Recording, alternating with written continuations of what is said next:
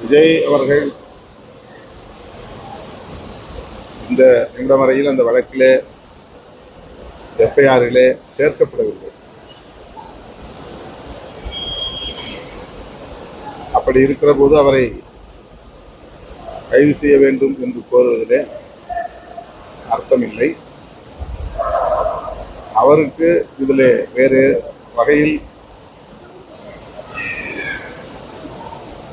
தொடர்பு இருக்கிறது என்று அரசு கருதினால், காவல்துறை கருதினால், சட்டப்பூர்வமாக அவர்கள் அதை மேற்கொள்வார், நடவடிக்கையை மேற்கொள்வார். சமூக வலைதளத்தில் திமுகவினருக்கு எதிராக அதிக அளவு கருத்துக்கள் பகிரப்பட்டு வருகிறது. அது இந்த சம்பவத்தை தொடர்ந்து எல்லா சம்பவங்களிலும் அப்படித்தான் அவர்கள் ஒரு குழுவினர் தொடர்ந்து வெறுப்பை விதைத்து வருகிறார். திமுக ஆட்சியில் இருப்பதனால் ஆளும் கட்சி என்கிற முறையில் இத்தகைய விமர்சனங்களுக்கு ஆளாகிறது என்று நாம் பொதுவாக சொல்ல முடியாத அளவுக்கு திட்டமிட்டே திமுகவுக்கு எதிரான, திமுக அரசுக்கு எதிரான வெறுப்பை சிலர் பரப்பி வருகிறார்கள். அதிலே இதுவும் உண்டு. அவ்வளவுதான். நிர்மலா சீதாராமன் இன்னைக்கு டெல்லியிலிருந்து கோயம்புத்தூர் வழியா கரூர் பாதிக்கப்பட்டவங்களை நேரில் சந்திச்சிருக்காங்க.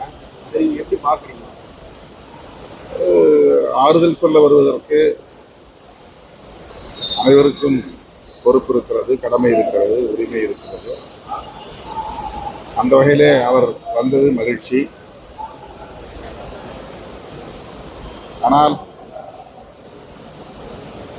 பாரதிய ஜனதா கட்சி இந்த பிரச்சனையில் அரசியல் உள்நோக்கத்தோடு செயல்படுகிறது என்கிற ஒரு விமர்சனமும் இருக்கத்தான் செய்கிறது. ஏனென்றால் தொடக்கத்திலிருந்தே விசாரணை தொடங்குவதற்கு முன்பே, என்ன நடந்தது என்று தெரிவதற்கு முன்பே அண்ணாமலை போன்றவர்கள் அரசியல் உள்நோக்கத்தோடு கருத்து தெரிவித்தார்கள் என்பதால் அந்த விமர்சனம் இருக்கு. மதுரை உயர்நீதிமன்றம் என்ன சொல்லியிருக்காங்கன்னா, அவசர வழக்கா இந்த வழக்கை எடுத்துக்க முடியாது, அதனால வெள்ளிக்கிழமை தான் இந்த வழக்கு நாங்கள் விசாரிக்கணும் அப்படின்னு ஒரு வாதத்தை வச்சிருக்காங்க. அதை நீங்க எப்படி பாக்குறீங்க?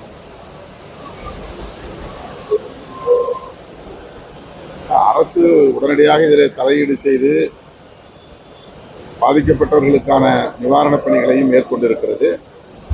வழக்கும் பதிவு செய்து புலன் விசாரணையை தொடங்கி இருக்கிறது. விசாரணை ஆணையமும் அமைத்து அதன் அடிப்படையிலான விசாரணையும் நடைபெற்றுக் கொண்டிருக்கிறது. இந்த சூழலில் நீதித்துறையை